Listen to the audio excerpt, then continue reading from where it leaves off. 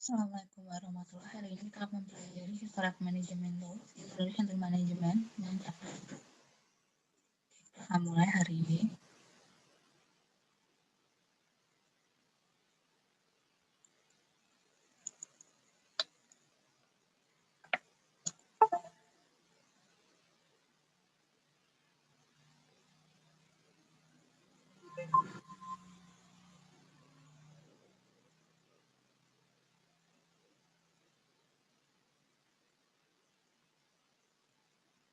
Oke, ini key takeaway-nya.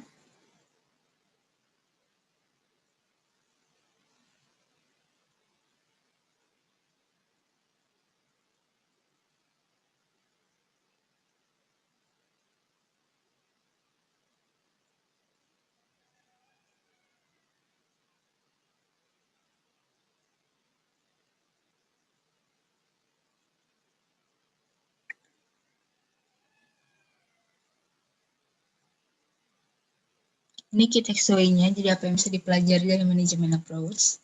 Kemudian, apa itu behavioral management approach, dan apa itu modern management approach. Jadi secara sejarah ada 3, ada classical, behavioral, dan modern management.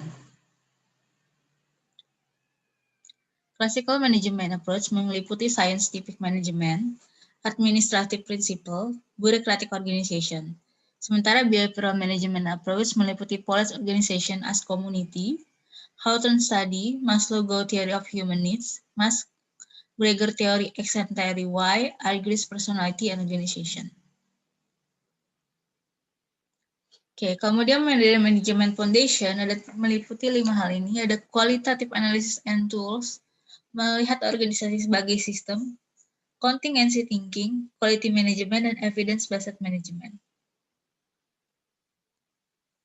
Classical approach di sini mengasumsikan people are rational, jadi tidak memandang segi emosional manusia. Jadi memandang setiap manusia itu berpikir rasional. Ada 3 di sini, scientific management Frederick Taylor, administrative principle Henry Pyle, dan bureaucratic organization-nya Max Weber. Sekarang kita akan bahas satu-satu. Ya, Bargaining Principle of Scientific Management Frederick Taylor. Jadi dia membangun sains yang meliputi peraturan-peraturan, motion, standarisasi kerja, juga kondisi kerja pada setiap pekerjaan. Kemudian memilih pekerja secara hati-hati untuk mengerjakan pekerjaannya. Kemudian melakukan train terhadap worker disesuaikan dengan insentif yang disediakan perusahaan. Kemudian mensupport worker dengan berhati-hati perencanakan pekerjaan harus dikerjakan dan memperhalus pekerjaan mereka ya. Jadi menyesuaikan pekerjaan mereka. Jadi seperti ini. Pada sebelum eranya Frederick Taylor, para pekerja itu siapa aja yang tersedia diambil, siapa aja yang ada di lapangan diambil, yang mau bekerja diambil. Nah, kalau sekarang Frederick Taylor, sejak ada eranya Frederick Taylor, dia membangun peraturan baru. Nggak semua pekerja yang ada di lapangan kerja itu harus diambil, tapi disesuaikan dengan kemampuannya, standar kerjanya, kemudian skill-nya, apakah cocok dengan pekerjaan yang tersedia. Kemudian di sini juga diwajibkan bagaimana caranya perusahaan itu bisa mentrain workernya sehingga skill-nya bisa berkembang dan sesuai dengan pekerjaan yang harus dikerjakan. Perusahaan juga punya kewajiban untuk memberikan working condition yang memadai ya, bagi kondisi kerja yang memadai, yang bagus bagi para pekerjanya. Kemudian perusahaan juga wajib mensupport para pekerjanya dengan berhati-hati melakukan perencanaan kerja dan menghaluskan bagaimana cara mereka bekerja.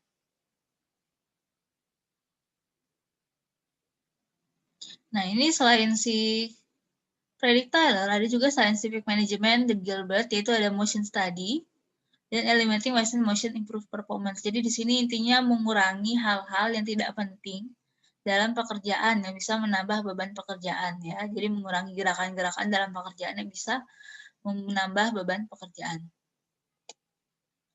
Kemudian selanjutnya ada classical management approach. Classical management approach ya, ini masih dari scientific management.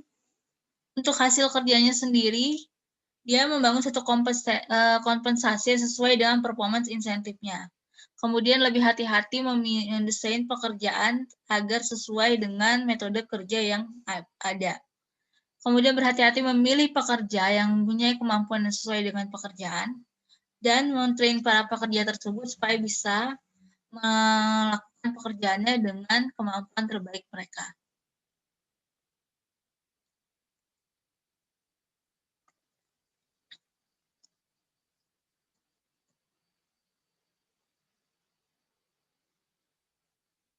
Kita tunggu dulu.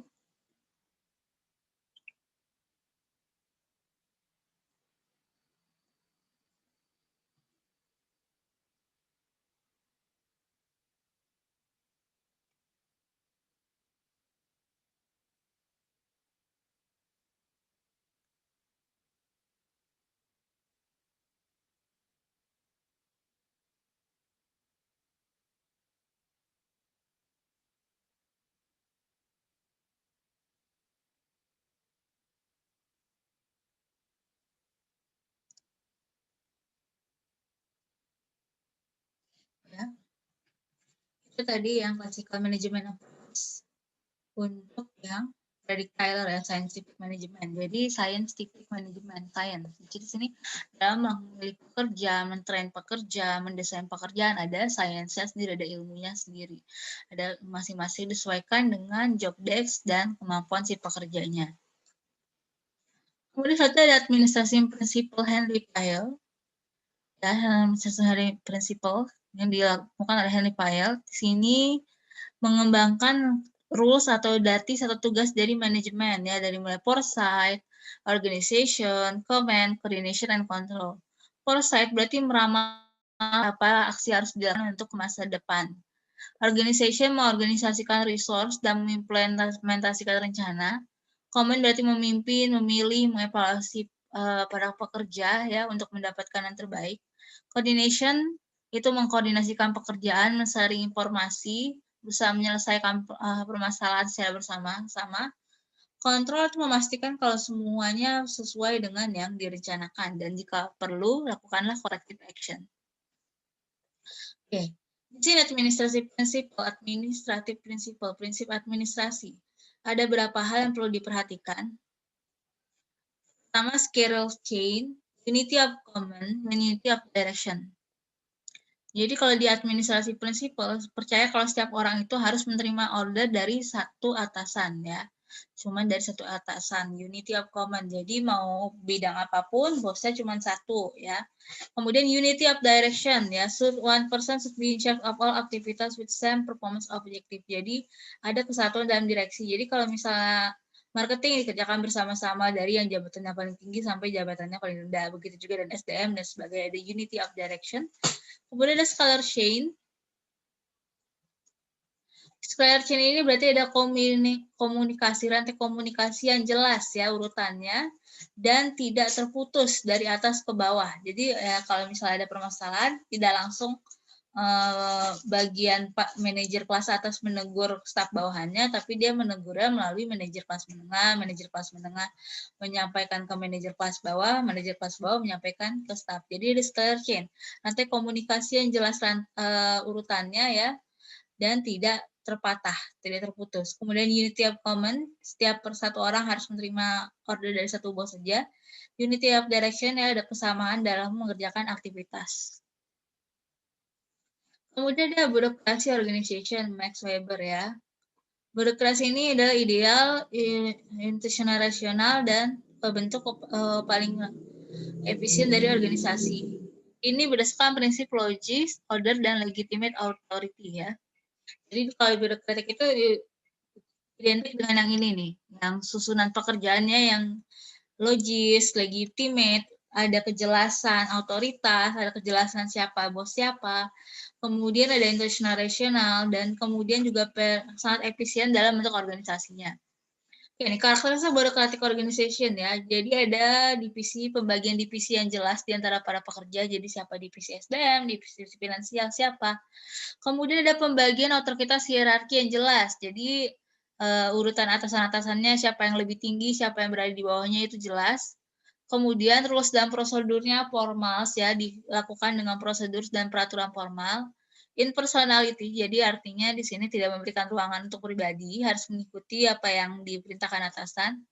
Kemudian karir based on merit. Jadi di sini karir bukan berdasarkan kemampuan, tapi lebih kepada karirnya berdasarkan berapa lama Anda bekerja, berapa lama Anda mengabdi di perusahaan.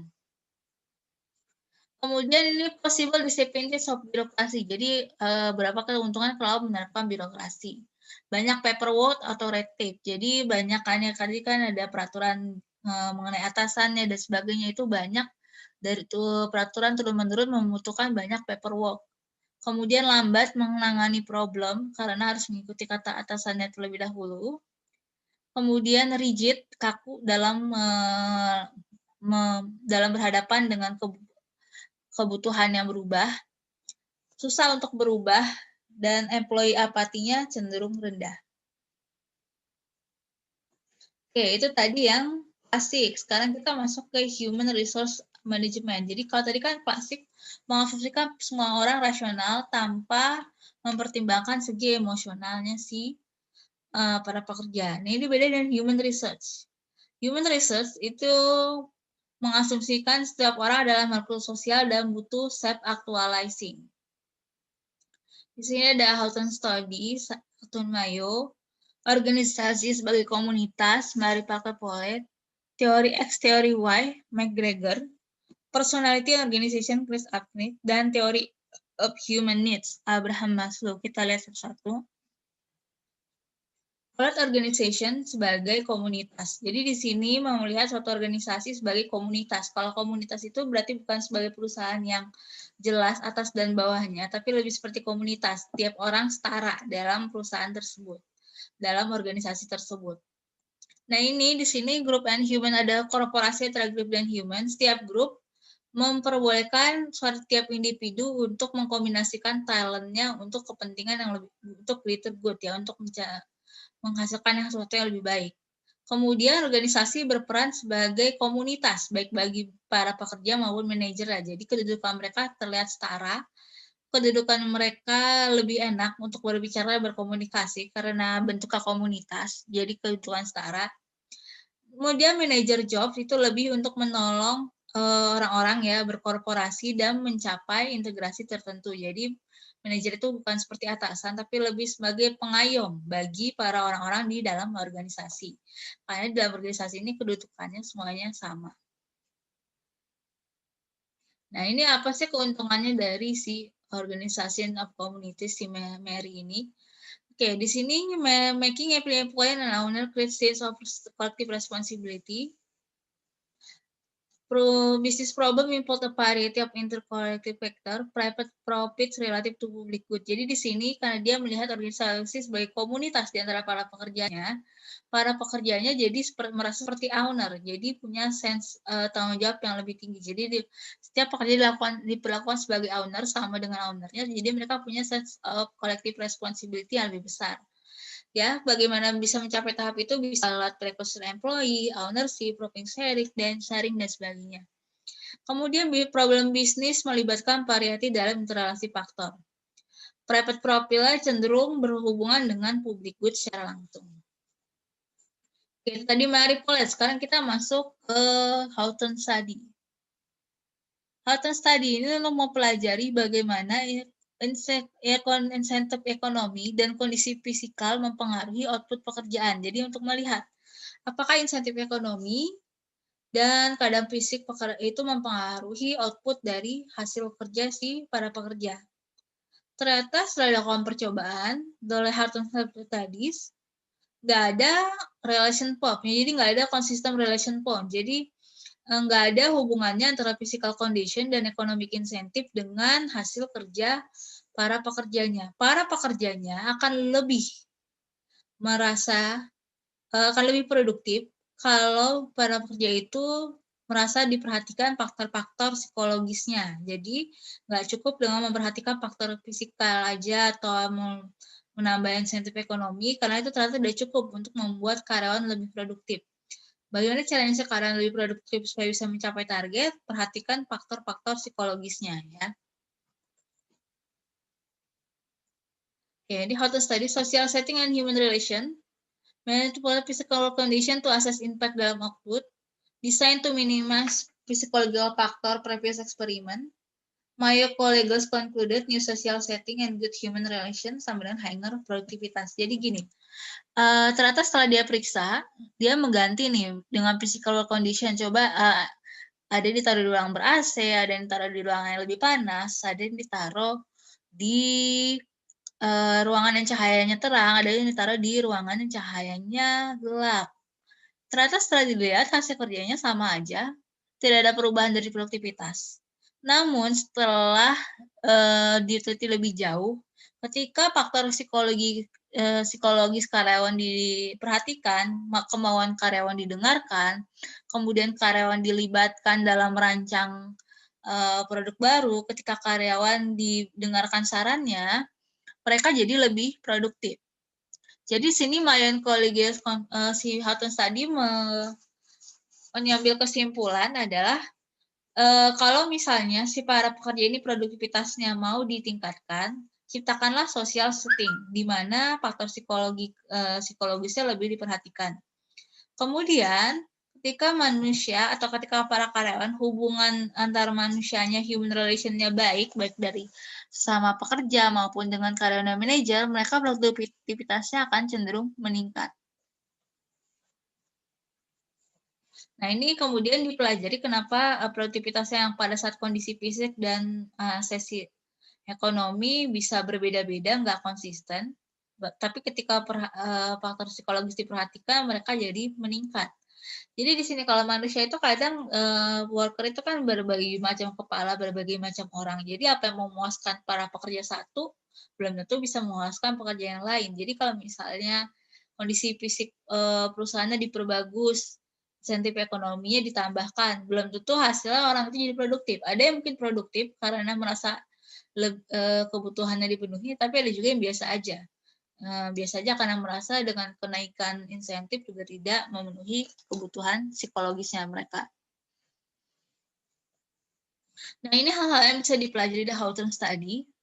Pertama, hubungan sosial dan human concern, kepedulian sesama itu merupakan kunci dari produktivitasnya. Jadi, hubungan sosial dan kepedulian manusia antar sesama itu merupakan kunci dari produktivitas. Kemudian ada yang namanya Houghton Effect ya, people who are single out for special attention perform as expected. Jadi di sini ada orang-orang yang mungkin agak dijauhi karena mendapat special atensi tertentu ya yang telah diharapkan. Yaitu Houghton Studies. Kemudian ada Maslow Theory of Human Needs. Di sini kebutuhan psikologikal ya, kebutuhan psikologisnya manusia berbeda-beda, tapi pada dasarnya similar karena mencapai 5 tingkatan, mulai dari yang terendah sampai tertinggi. Kalau kebutuhan terendah pertama terpenuhi, dia akan naik ke kebutuhan selanjutnya.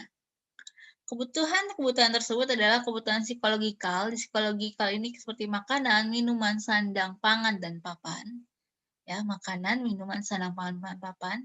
Seperti keamanan bekerja, sosial bersosialisasi dengan orang sekitar, esteem ya, esteem itu adalah kemampuan dia untuk menilai sendiri, dan self actualization ya, jadi berusaha eksis di mata masyarakat atau para pekerja lain, self actualization. Nah, ini psikologi need yang paling basic ya, jadi human need, makanan, minuman, sandang, pangan, papan. Nah, kalau sandang, pangan, papan sudah dipenuhi, dia akan berusaha memenuhi safety need-nya ya. Safety need itu adalah kebutuhan untuk merasa aman, terlindungi, stabil dari satu hari ke satu lain. Kalau misalnya safety need sudah terpenuhi, maka ada namanya social need ya. Untuk kebutuhan untuk bersosialisasi, untuk mendapatkan cinta, persahabatan, afeksi, dan sebagainya. Kalau social need sudah terpenuhi, loncat ke esteem need ya. Ini kebutuhan untuk mendapatkan esteem dari pandangan orang lain. Jadi untuk dihormati, diperhatikan, itu esteem untuk eksis di mata masyarakat, di mata orang lain. Kemudian ada self actualization need ya, ini yang need level performance. Jadi ini kebutuhan untuk terus bertumbuh dan menjadi lebih kreatif, mengembangkan sampai yang paling tinggi.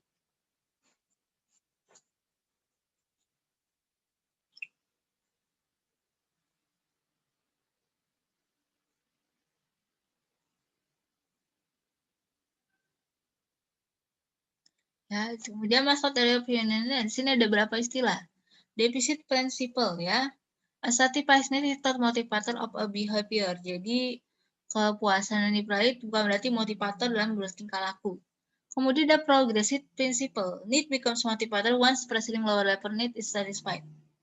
Both principles choose to operate at sexualization level. Jadi begini. Pada saatnya, pada akhirnya ketika kebutuhan manusia dipenuhi, ada yang namanya depressive principle. Jadi yang ketika dia tadi yang tidak butuh, ketika tadi dia yang butuh dipenuhi, akhirnya terciptalah rasa aman. Tapi apakah terciptanya rasa aman dengan kebutuhan yang terpenuhi ini menciptakan motivasi untuk bergerak untuk lebih produktif? Tidak. Jadi ya ketika kebutuhan terpenuhi, orang akan cenderung lebih merasa ke defisit prinsipal ya. Jadi ya di mana dia merasa dari tidak aman jadi aman karena kebutuhannya terpenuhi. Nah, ini kenapa bisa supaya caranya agar ketika kebutuhan terpenuhi itu termotivasi ya untuk lebih giat untuk bekerja. Nah, itu dengan memperhatikan permission principle. Jadi ada faktor-faktor tertentu yang membuat rasa ketidaksenangan karena banyak hal yang dibutuhkan tapi tidak ada, itu dilakukan dengan deficit principle. Tapi kalau misalnya faktor yang menyebabkan para karyawannya jadi lebih termotivasi bekerja itu masuk provision principle. Progression principle tidak mungkin diraih tanpa ada deficit principle. Jadi istilahnya lakukanlah suatu faktor yang mendukung para pekerja ini merasa lebih puas ya. Nah, kalau sudah merasa sudah puas, tambahkan faktor selanjutnya yang membuat si para pekerja itu merasa termotivasi. Jadi ya ini masuk teori of human need, ada deficit principle dan progression principle. Kemudian selanjutnya masih behavioral management approach, ada Max Greger, teori X, dan teori WISE. Teori X diasumsikan untuk orang-orang yang tidak suka bekerja, ambisinya kurang, tidak bertanggung jawab, tidak mau berubah, dan lebih memilih dipimpin. Kemudian ada jenis karyawan Y, ya karyawan Y. Ini mau bekerja, capable dalam self-control, kemudian mau menerima tanggung jawab, imajinatif dan kreatif, dan capable untuk self-direction. Implikasi teori X dan teori Y dilihat dari cara manajer mengawasi pekerjaannya. Jadi kalau teori Y itu percaya kalau misalnya setiap pekerja itu punya inisiatif, motivasi, dan prioritas tinggi itu karyawan Y. Sebenarnya karyawan X itu percaya kalau misalnya karyawan itu pada dasarnya males, gampang menyerah, dependen, dan reluctant. Nah, di sini untuk mempelajari bagaimana kalau misalnya mendapat karyawan seperti karyawan X yang kurang motivasi. Lalu kemudian bagaimana menghadapi karyawan W yang sangat ambisius. Nah, di sini dibagikan dari teori X dan Y, bagaimana caranya memahami karyawan lebih dalam. Apakah dia karyawan yang males-malesan atau justru ambisius? Kemudian bagaimana yang harus dilakukan. Oke, selanjutnya Agus teori of adult personality. Oke, ini adalah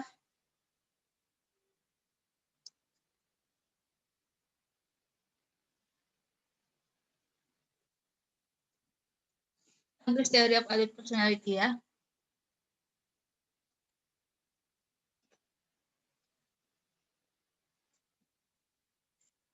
Nah, ini kemudian saya lebih percaya kalau misalnya seseorang itu bisa lebih sukses, bisa lebih bertanggung jawab, kalau bebannya ditambahkan ya. Kalau bebannya atau kalau dipaksa untuk menjadi lebih dewasa dengan beban pekerjaannya ditambahkan. Dan kemudian secara psikologikal itu dipercayai ketika seseorang bisa mendefinisikan goalnya sendiri.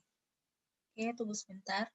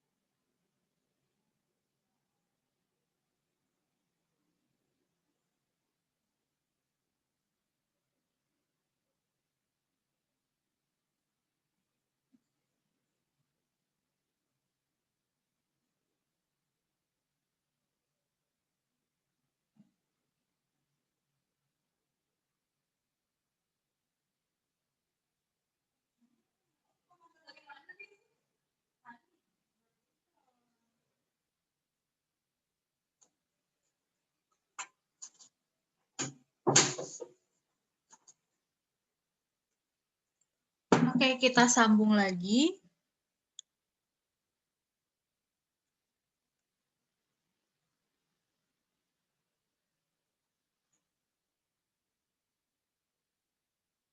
Ya, ini klasik teori ada personality. Jadi percaya kalau misalnya karyawan itu bisa lebih produktif kalau dipaksa untuk lebih konsisten, kalau dipaksa untuk lebih dewasa dengan menambah beban pekerjaannya.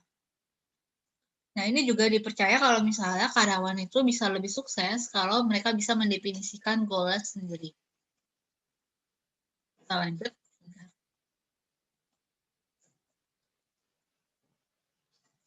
Oke, ini kemudian foundation for continuing development in management ini yang teori yang sekarang. Oke, tunggu sebentar masih Asar.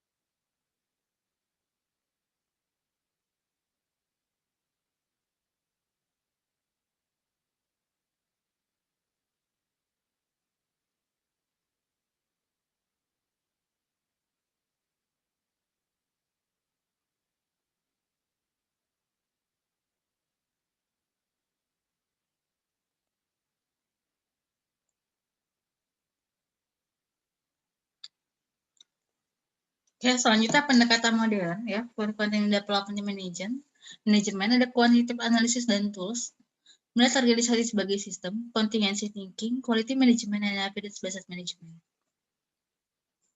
Qualitative analysis and tools. Di sini berarti dalam menggunakan manajemen, mengambil keputusan itu harus menggunakan data-data berbasis matematika dan dianalisis terlebih dahulu untuk menyelesaikan problem. Di sini kita menggunakan pendekatan kuantitatif untuk menyelesaikan berbagai macam permasalahan. Jadi kalau ada problem masuk, itu dianalisis secara sistematikal dengan menggunakan data-data yang ada di lapangan. Data-data yang di lapangan itu diolah sedemikian rupa dan diolah dengan model matematika untuk mengambil solusi penyelesaian masalah yang optimal. Itu adalah yang qualitative analysis and tools. Kemudian organisasi sebagai sistem. Di sini melihat organisasi sebagai sistem interrelasi part ya untuk mencapai common purpose. Kemudian jadi sistem organisasi sebagai sistem adalah sistem sebagai satu integrasi besar yang satu lembaga besar yang tiap bagiannya saling terintegrasi, saling terintegrasi untuk mencapai tujuan bersama. Di setiap sistem itu ada subsistem-subsistemnya ya, smaller komponen dalam sistem. Jadi kalau misalnya organisasi atau perusahaan itu kan ada SDM, kemudian ada divisi marketing, ada divisi sales, ada divisi produksi, itu namanya subsistem. Dan organisasi juga adalah open system, jadi dia berinteraksi dengan lingkungan luar ya. Jadi dia berinteraksi dengan kreditor, berinteraksi dengan keputusan-keputusan pemerintah, berinteraksi dengan para pembeli, itu adalah open system.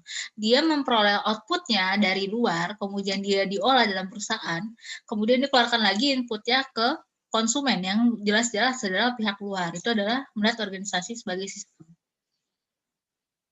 Kemudian ada organisasi ya, ini lihat di sini inputnya ya, inputnya dari supplier, ini organisasi sebagai sistem yang besar. Kemudian di sini ada purchasing inventory system, ini subsistem-subsistemnya ya, marketing sales, operation service management system, accounting financial system, informasi teknologi system, dan ini dia berinteraksi dengan luar ya, input dari supplier dan memberikan output terhadap customer.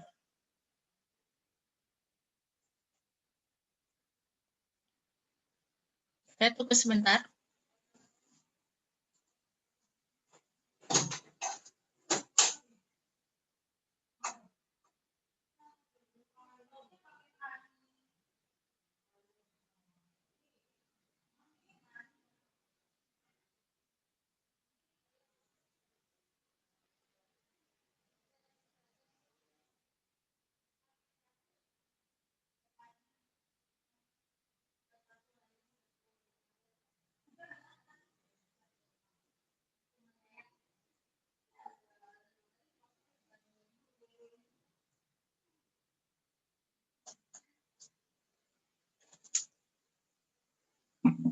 Oke, kita lanjutkan di sini model management foundation. Ada yang namanya contingency thinking. Jadi berpikir secara kontingensi, berpikir sebagai kesatuan. Anda melihat problem, itu merespon problem dan kesempatan hanya melihat dari satu sisi, tapi berbagai sisi. Di sini juga ada yang namanya no one best way to manage. Appropriate ways to manage depends on the situation. Jadi begini, kalau misalnya Anda pada kuartal 1 ya, perusahaan itu kan biasanya periodenya per bulan atau per kuartal yang tiap 3 bulan sekali. Pada kuartal 1 penurunan penjualan. Anda menangani penurunan penjualan dengan cara A. Kemudian penjualan pada kuartal kedua dan ketiga itu stabil. Tapi pada kuartal 4 menurun lagi. Apakah Anda bisa menyelesaikannya dengan langsung dengan cara A? Belum tentu. Karena tidak ada yang namanya one best way to manage. Harus diselidiki dulu yang kuartal 1 ini menurunnya kenapa, kemudian kenapa bisa cara A efektif. Kita lihat yang kuartal 4, apakah penurunannya disebabkan oleh hal yang sama? Kalau penurunan penjualan disebabkan oleh hal sama, mungkinkah cara A masih bisa lebih efektif lagi, digunakan lagi. Tapi kalau misalnya penurunan disebabkan oleh faktor yang berbeda, bisa jadi dia karena bisa jadi faktor cara A itu nggak bisa efektif lagi untuk menyelesaikan persoalan yang ada. Mungkin harus cari cara yang lain, cara B, cara Z sampai Z ya, cara yang lain. Nah, itu adalah one best way to manage. Jadi kalau menghadapi persoalan yang sama, Anda lihat lagi permasalahannya kenapa. Sumber penyebab masalahnya apa. Belum tentu cara A itu efektif di kuartal 1 akan efektif lagi di kuartal 4 ketika menghadapi permasalahan yang kelihatannya isi sama, tapi sebenarnya konteksnya berbeda ya, penyebabnya berbeda, bisa jadi kalau penyebabnya berbeda walaupun gejalanya sama, ya obatnya juga berbeda, solusinya juga berbeda. Oke, modern management foundation selanjutnya adalah quality management dan atau ini sering disingkat dengan total quality management. Di sini managers dan worker sama-sama berkonsentrasi menghasilkan kualitas yang terus meningkat. Kualitas dan competitive advantage ini saling berhubungan. Jadi kalau meningkatkan kualitas diharapkan keuntungan kompetitifnya juga meningkat. Kemudian kalau total quality management itu bisa disebut comprehensive approach ya. Pencapaian secara komprehensif untuk menyambung improvement pada organisasi secara keseluruhan ya. Continuous improvement, selalu ada peningkatan terus-menerus ya, bagaimana search many way to improve quality. Kemudian ada ISO sertifikasi ya, jadi di sini biasa kalau TQM identik dengan ada ISO sertifikasi. Jadi untuk melihat apakah dia benar-benar maju, apa ada benar-benar ada peningkatan, ada yang namanya ISO, ada ISO 2000, ISO 2500, tergantung grade-nya masing-masing. Kemudian ada evidence based management. Jadi di sini membuat desisi, membuat keputusan berdasarkan fakta di lapangan yang benar-benar bekerja, evidence based management. Jadi evidence management ini pengaruh dalam human resource management practice antara lain ya, dia melihat fakta yang terjadi di lapangan, ada employment sekuritas, kemudian selective hiring, hiringnya lebih selektif, kemudian staff management tip, high paid based on merit, training and development, reduce status diction, sampai shares information, semua faktor-faktor ini diaplikasikan dengan melihat fakta di lapangan ya. Jadi gunanya untuk mendapatkan tenaga kerja terbaik dan di mana tenaga kerja itu bisa bertahan di perusahaan. Oke, selesai.